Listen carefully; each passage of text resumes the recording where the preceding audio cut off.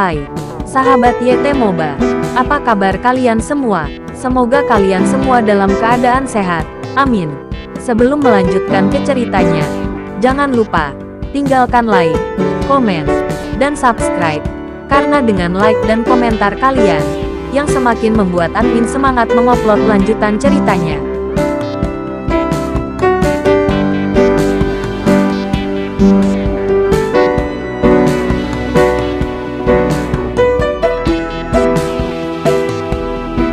Episode 552. Kisah Ariel anak bos besar yang berpura-pura culun.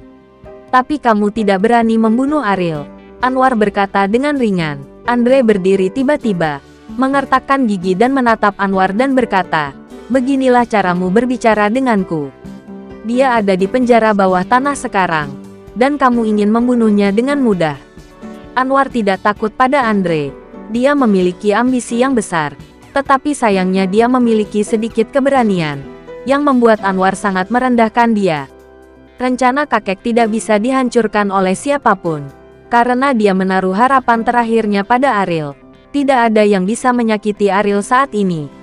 Jika saya membunuh Ariel, kamu pikir saya akan berakhir dengan baik? Apakah itu? Andre berkata tanpa daya. Dia ingin membunuh Ariel. Dia tidak sabar untuk memotong Ariel. Tapi bagaimana? Dia tidak berani melakukan ini, karena itu akan membuat Muklis marah, dan akibat dari membuat marah kakeknya itu di luar imajinasinya. Andre tahu betul bahwa Muklis telah lama menunggu kesempatan ini. Saat ini, Muklis tidak mengizinkan siapapun untuk menghancurkannya. Sekarang Muklis memang lebih memihak padanya, tapi keberpihakan ini tidak ada artinya dalam hal penting ini. Ada cara lain. Kamu tidak perlu membunuhnya. Tapi itu bisa membuatnya tidak efektif. Jika saya berakhir dengan cara yang sama seperti dia, status Anda dan Supriyadi akan tetap berstatus di bawah. Kata Anwar. Dengan cara apa? Andre bertanya. Dia adalah orang biasa dan perlu makan dan minum. Kata Anwar. Mata Andre memadat dan dia mengerti maksud Anwar. Tetapi penjara bawah tanah itu diawasi. Jika dia dengan sengaja mengantar makanan ke Ariel, Muklis pasti akan curiga bahwa masalah ini terkait dengannya. Melakukan kambing hitam. Andre langsung pergi ke kamar Mia. Karena dia tahu banyak hal kotor tentang Mia. Jadi dia sudah berkali-kali menggunakan wanita ini. Namun, setelah mengetuk pintu beberapa kali, tidak ada gerakan di dalam pintu. Dan Andre yang marah harus langsung membuka pintu. Tidak ada seorang pun di rumah itu. Yang membuat Andre mengertakkan gigi dengan penuh kebencian. "Mia, kamu benar-benar bajingan sialan. Kamu mengirimkannya begitu cepat," kata Andre dengan gigi terkatup. Dengan pengetahuannya tentang Mia, wanita ini pasti pergi ke kamar Martis. Akibatnya, idenya untuk menggunakan Mia hancur. Jika dia diberi 10 keberanian, dia tidak berani mengganggu Martis saat ini. Ketika Andre hendak kembali ke kamarnya, dia kebetulan bertemu dengan Supriyadi. "Saudaraku, kemana kamu pergi?" Andre bertanya. "Awalnya aku berencana pergi ke penjara bawah tanah untuk menemui Ariel. Tapi saya tidak menyangka kakek akan menambah tenaga tambahan dan tidak ada yang diizinkan masuk. Tampaknya kakek peduli dengan keselamatan Ariel," kata Supriyadi sambil tersenyum. Dan Andre bisa menebak alasan mengapa Ariel tetap tinggal setelah meninggalkan Muklis. Dia bisa menebaknya secara alami. Jadi Supriyadi bangga akan hal itu saat ini. Andre mengertakkan gigi. Jika ini masalahnya, rencananya tidak akan berhasil. Tidak ada yang bisa memasuki ruang bawah tanah. Tidak ada yang bisa mendekati Ariel. Jadi bagaimana dia bisa meracuninya? "Andre, mengapa kamu mengatakan bahwa kakek melakukan ini? Dia tidak berpikir bahwa hanya Ariel yang bisa membuat Vijay terlihat mewah, kan?" kata Supriyadi dengan senyum di wajahnya. Andre mendengus dingin dan berkata, "Ariel tidak memiliki kesempatan untuk bermain-main seperti ini, karena Anwar sudah cukup untuk membuat Vijay menatapnya dengan kagum." "Oh," Supriyadi mengangguk dalam-dalam dan berkata, "Dia sia-sia. Dia meninju kotoran orang, dan Anwar bahkan tidak berani pergi ke lapangan. Benar-benar pemborosan yang ekstrim." Andre mengertakkan gigi dengan kebencian. Pernyataannya menjelaskan bahwa dia berbalik dan mengutuk Anwar untuk pemborosan. Tapi memang benar dia tidak membiarkan Anwar bermain. Jadi Andre tidak bisa menemukan apapun untuk membantah Supriyadi. Mari kita lihat. Ketika saya menjadi pewaris patriark, saya pasti akan membiarkan Anda keluar dari rumah. Kata Andre, saudara, jangan bicara terlalu absolut. Tetap di pinggir. Dan bertemu di masa depan. Mungkin aku adalah pewaris kepala keluarga. Jika Anda berbicara kepada saya seperti ini, akan membencimu nantinya. Kata Supriyadi. Andre akan berteriak karena amarah. Dan ketika dia berbicara dengan Supriyadi, dia takut dia tidak akan bisa mengendalikan amarahnya. Jadi dia pergi.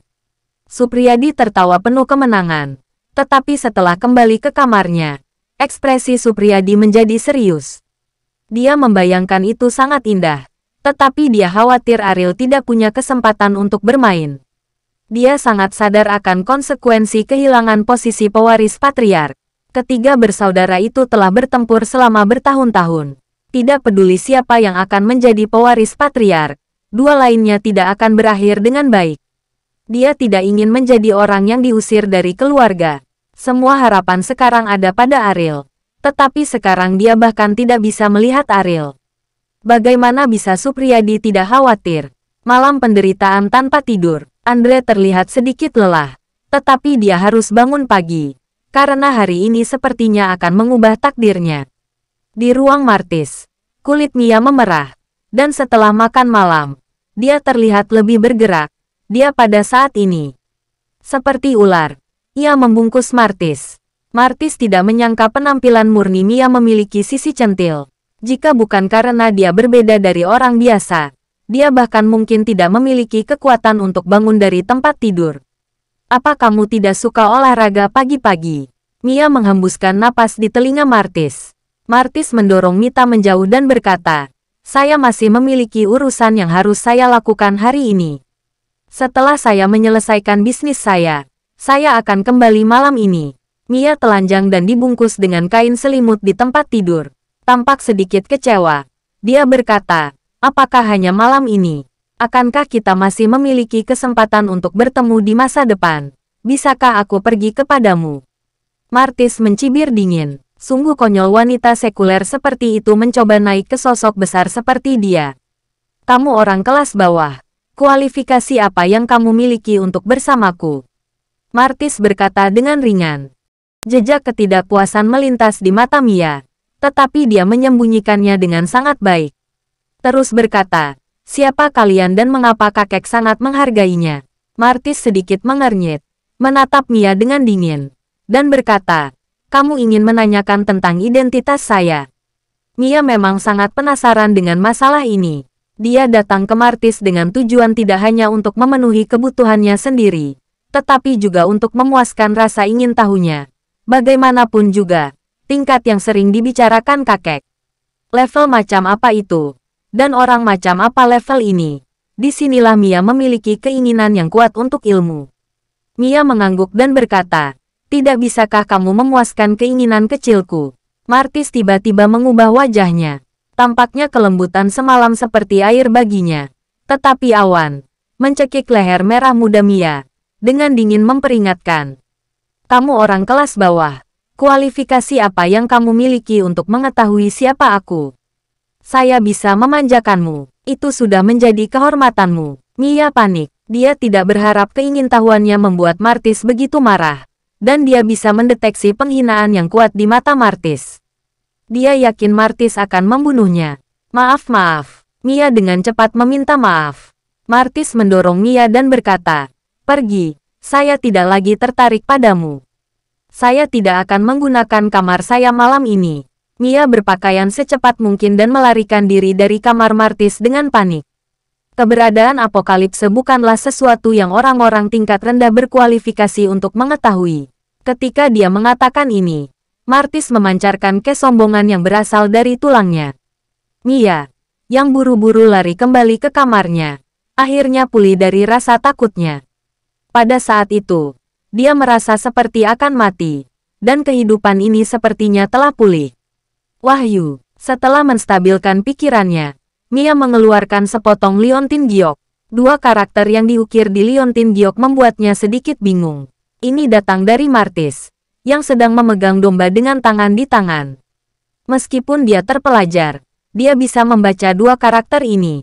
Artinya membuatnya bertanya-tanya. Saat Mia sedang bermeditasi, ketukan di pintu tiba-tiba terdengar. Mia dengan cepat menutup liontin giok dan berjalan ke pintu untuk membuka pintu. Kakek, Mia memandang. Dengan sedikit keheranan. Bagaimana Muklis bisa datang padanya pagi-pagi sekali? Pergi ke penjara bawah tanah dan bawa Ariel padaku, kata Muklis. Mia tampak bingung. Ariel dikurung di penjara bawah tanah, dan sulit untuk keluar. Mengapa dia bahkan membiarkannya menonton? Bersambung.